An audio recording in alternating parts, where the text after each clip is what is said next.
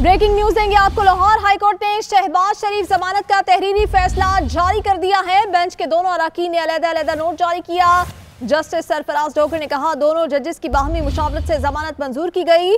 जब short order लिखने का वक्त आया तो जस्टिस असद जावेद घराल ने कहा कि वो इख्तिलाफी नोट लिखेंगे। इसी पर बात करेंगे अपने नुमाइंदे इबादुल हक से। इबाद, बहुत बड़ी खबर, आगाह कीजिएगा। इबाद से भी हम जानने की कोशिश करेंगे, अपने नाज़रीन को आगाह करेंगे इस ब्रेकिंग न्यूज से। लाहौर हाईकोर्ट ने शहबाज शरीफ जमानत का तहरीरी फैसला जारी कर दिया है। आपको ये भी बता दें कि जस्टिस असद जावेद ने कहा जमानत देने के मेरे साफ इनकार के बावजूद ऐलान कर दिया गया। अगले चंद मिनट में मामला चीफ जस्टिस लाहौर हाईकोर्ट के इल्म में ले आया था। हम खबर से आपको आगाह कर रहे हैं। जस्टिस असद जावेद का मौक़िफ़ सामने आया है। उन्होंने ये कहा है कि जमानत देने के मेरे साफ इनकार के बावजूद ये ऐलान कर दिया गया। अगले चंद मिनट में मामला चीफ जस्टिस लाहौर हाईकोर्ट के इल्म में ले आया था। ब्रेकिंग न्यूज से आपको आगाह कर रहे हैं। लाहौर हाईकोर्ट ने शहबाज शरीफ जमानत का तहरीरी फैसला अब जारी कर दिया है। सबसे पहले GNN ये खबर आप तक पहुंचा रहा है। इससे पहले भी जो पेशरफ्त हुई उससे आपको आगाह रखा। बेंच के दोनों अराकीन ने अलग-अलग नोट जारी किया। आज से 2 दिन पहले GNN ने सबसे पहले अपने नाजरीन को ये खबर दे दी थी और इसी पर बात करेंगे। ब्यूरो चीफ लाहौर शहजाद हुसैन भट्ट ने हमें ज्वाइन कर लिया है। शहजाद साहब बताइएगा, अब असद जावेद साहब ने कह दिया है कि जमानत देने के मेरे साफ इनकार के बावजूद ऐलान कर दिया गया था, तो जिम्मेदारी किस पर आयद होती है? देखिए जी, पाकिस्तान की तारीख का ये पहला बड़ा वाकया है और ये इंतहाई सीरियस मामला है।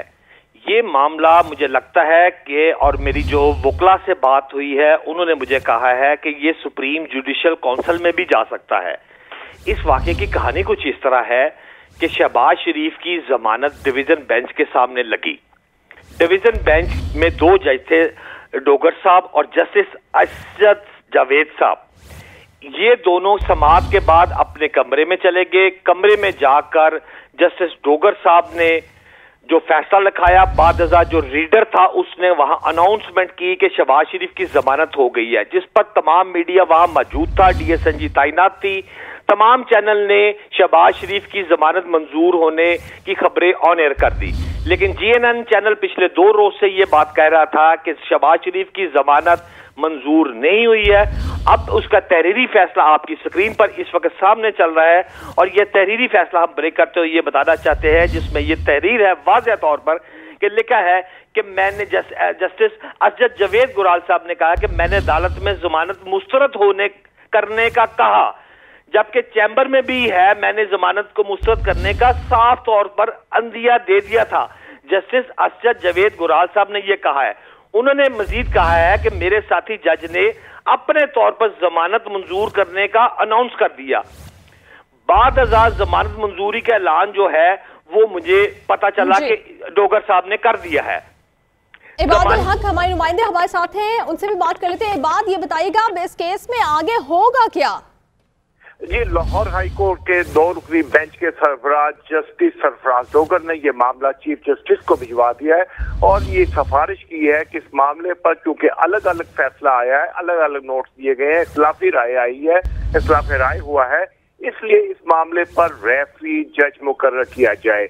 अब ये chief justice Lahore high court इस फैसले का जायजा लेने के बाद एक ऐसे जज का नामजद करेंगे, ऐसे जज को लाहौर हाई कोर्ट के, जो इन दोनों जजेस के मामले को देखेगा और उसके बाद अपनी राय देगा। और इस तरह ये जो फैसला होगा वो जिस तरफ भी वो फैसला दे, यानी वो जस्टिस सरफराज डोगर की तरफ अगर के हक में फैसला देते हैं तो वो अक्सरियती फैसला हो जाएगा। अगर वो जस्टिस जावेद के हक में फैसला देते हैं तो वो अक्सरियती फैसला हो जाएगा। इस तरह ये 3 जो रेफरी जज का जो फैसला होगा उसके बाद ये फैसला हो सकेगा। लेकिन ये सवाल भी तो है कि रेफरी जज का तो तकर्रुर हो जाएगा, लेकिन ये जो सारी गलत फहमी हुई है जिसकी वजह से अब यकीनन सवाल भी उठेंगे, उसके जो जिम्मेदार हैं उनके खिलाफ क्या कार्रवाई होगी?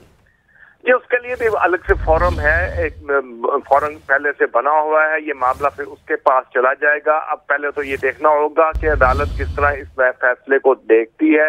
ये जो 2 दिन पहले से या 3 दिन से ये सारी सिलसिला शुरू हुआ है, इस पर सुप्रीम कोर्ट या लाहौर हाई कोर्ट इसका किस्सा जायजा ले रही है, इसको किस तरह देखती है, उसके बाद ये फैसला हो सकेगा कि आया किसी जज के खिलाफ जो है मामला उस फोरम पे भेजा जाता है या नहीं भेजा जाता। शहजाद साहब को भी हम सामने गुफ्तगू करते हैं। शहजाद साहब, इससे पहले भी लाहौर हाई कोर्ट के जितने भी डिसीजंस आए उसके ऊपर खास तौर पर अगर हुकूमत की बात की जाए या जो एंटी मुस्लिम लीग नून जमाते हैं उन्होंने काफी सवालात उठाए थे। अब इस तरह का एक वाकया पेश आया, अब यकीनन मजीद सवालात उठेंगे। देखिए जी, हमारे इंतहाई सीनियर रिपोर्टर अबादुल हक साहब ने जो भी बात की है बिल्कुल दुरुस्त बात है कि ये रेफरी जज की तरफ ही केस जा रहा है। लेकिन मैं आपको यहाँ वाज़ेह क्लियर कर दूं कि chief justice Lahore high court referee जज मुकर्रर करेंगे, ये बात तो यहाँ दुरुस्त है।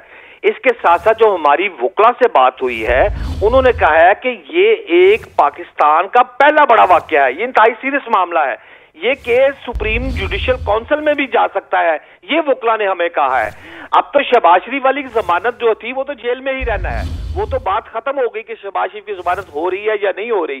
शहबाज शरीफ का तो बेंच टूट गया, सारी बात खत्म हो गई, शहबाज शरीफ जेल में है। इस वक्त दो मोअज़्ज़ज़ जजेस के जो सामने आए हैं, नोट सामने आए हैं जो आपकी स्क्रीन पर चल रहा है, उसमें वाज़ेह तौर पर ये तजाद पाया जा रहा है। ये ऐसा कभी नहीं हुआ कि दो डिवीजन डीबी है, डिवीजन बेंच है, डीबी में तजाद अगर हो जाए तो वो लिख के दे देते हैं, लेकिन इस तरह का वाकया ये पहली दफा तारीख में हम। ठीक है, लेकिन बहुत शुक्रिया शहजाद हुसैन भट्ट साहब, सबसे पहले ये खबर GNN के नाज़रीन तक पहुंचाने के लिए। इबाद, आप भी हमें अपडेट्स दे रहे थे, आपका भी बहुत शुक्रिया।